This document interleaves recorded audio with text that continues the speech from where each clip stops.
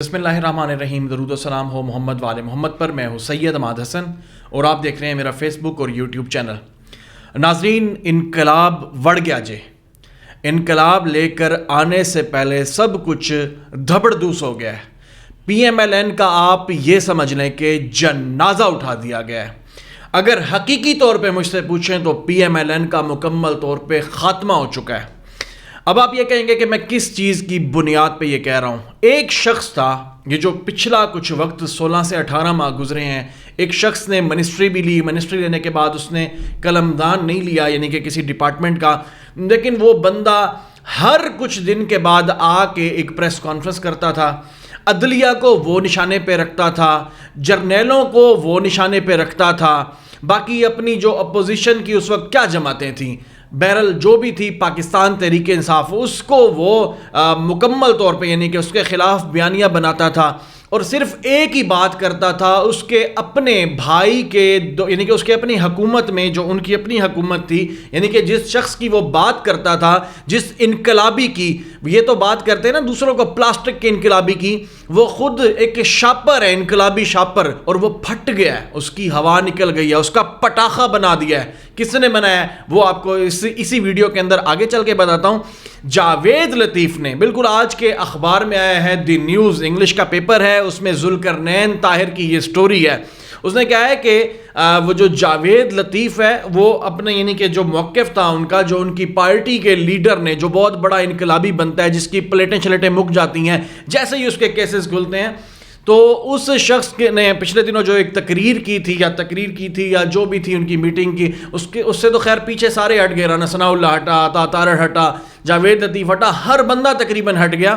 میں آپ کو بتاتا ہوں, اس کے صرف ایک لائن بتاتا ہوں, باقی تو پوری سٹوری ہے. اگر آپ دیکھیں گے تو اس میں انہوں نے وہ اب فلمیں بنائی ہوئی ہیں. فلمیں کیا کہ 9 مئی کے کرداروں کو بے نقاب کرنا چاہیے, ہم نے ان کے حوالے سے بات کیا. اور بھائی ڈیفینیٹ سی بات ہے, اس کے بارے میں تو ہر کوئی کہہ چکا ہے. اس کے بارے میں تو جس کی پارٹی پہ بلیم ہے, جس کی عمران خان خود کہہ چکا ہے بھئی اگر کوئی ایسے کردار ہیں جنہوں نے یہ پلان کیا ہے تو وہ کریں.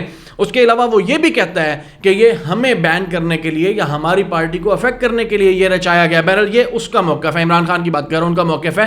اور جاوید لطیف نے کیا کہا ہے جناب, we P M L N یعنی کہ وی ہم P M L N Pakistan Muslim League Noon do not demand accountability of General Bajwa and General Hamid but only کے بعد پھر وہی والی بات جو میں نے آپ کو بتائی ہے کہ 9 مئی کے حوالے سے جو اس نے بات کی تھی.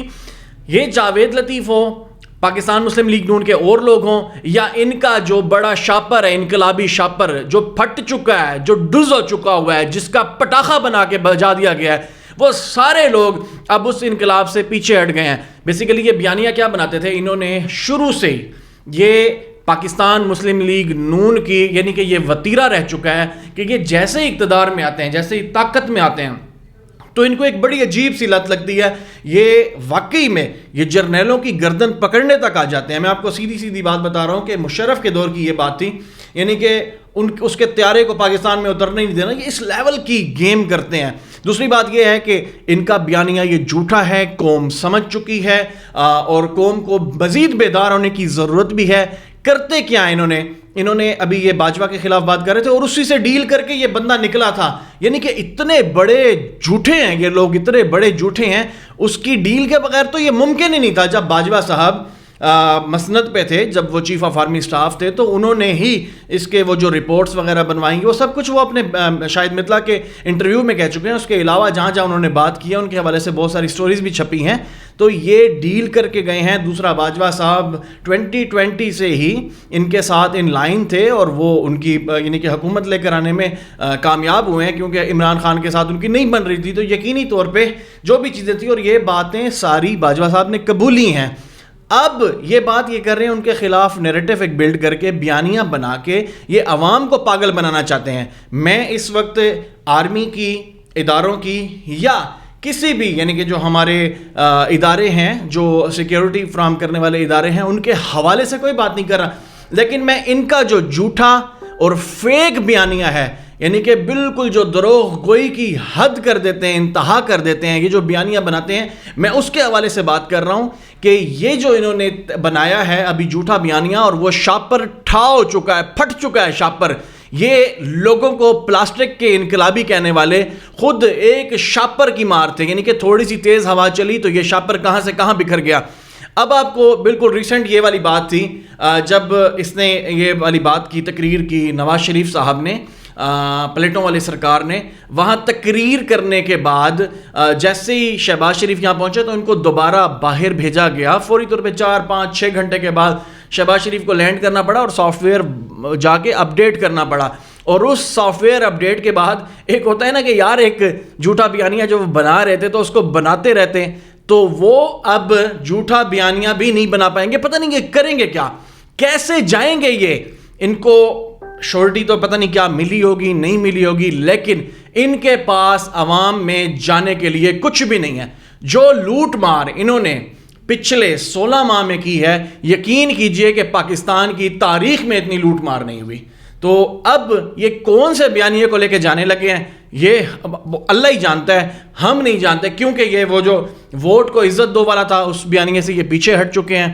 اب بوٹ کو پالش کرو، بوٹ کو چاٹو، یا بوٹ کو زبان سے چاٹ کے اتنا کلیئر کرو، یہ اس بیانیے پہ آ گئے ہیں۔ اور بہرحال ہمیں تو فخر ہے کہ جی ہماری پاک آرمی کے بوٹ کو یہ چاٹیں گے، یہی چور ڈاکو ہیں، یہی چاٹیں گے، اور انہیں چاٹنا بھی چاہیے، اور یہ چاٹیں گے اور اس کے بعد آئیں گے، لیکن پھر بھی عوام نے ان کو ووٹ نہیں دینا۔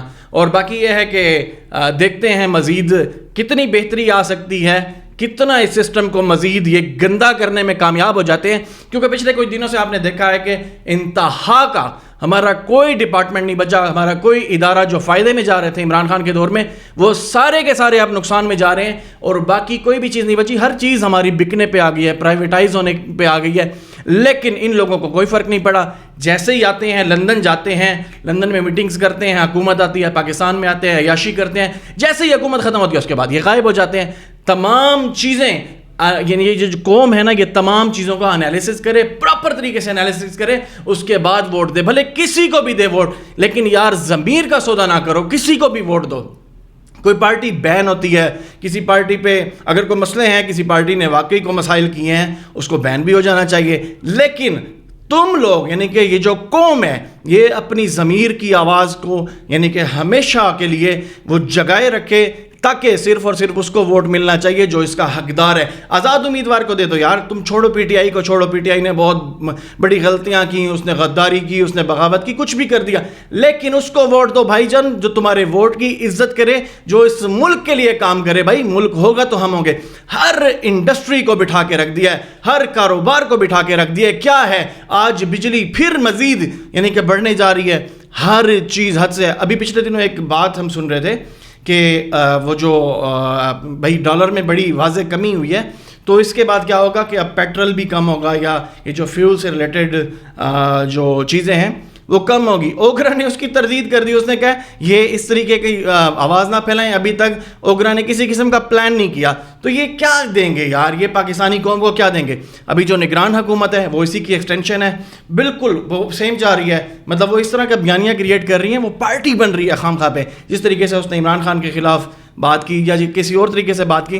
تو یہ تمام چیزیں یہ لوگ دیکھیں، جانیں، سنیں، اس کے بعد ووٹ کریں، اور یہ آپ کا رائٹ ہے، اور یہ آپ کا رائٹ بنتا بھی ہے۔ انشاءاللہ کچھ دیر کے بعد پھر ملتے ہیں کسی اور پروگرام کے ساتھ اور نئی اپڈیٹس کے ساتھ ملیں گے، تاکہ جو بھی ڈیولپمنٹس ہوتی ہیں وہ آپ تک ڈائریکٹلی پہنچتی رہیں۔ شکریہ۔